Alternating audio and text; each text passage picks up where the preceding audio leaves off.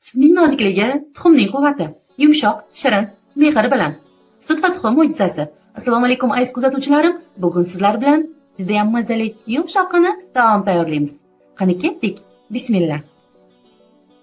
Arzimagan insonlar uchun hatto nafrat ham uvol. Nafratni ham kimga bo'lsa sarflamaylik. Bilingki, ko'ngilsizliklarni unutib va kechirib yuborish sizni hech qachon pastga urmaydi, aksincha yuksaltiradi. Chunki siz boshingizga dard va savdolarni solganlarni kechirib yuboradigan darajada muruvvatlisiz. Shu o'rinda bir turklik yodimga tushdi. Dengizning shovqini kariga begona, dunyoning ziynati ko'rga begona.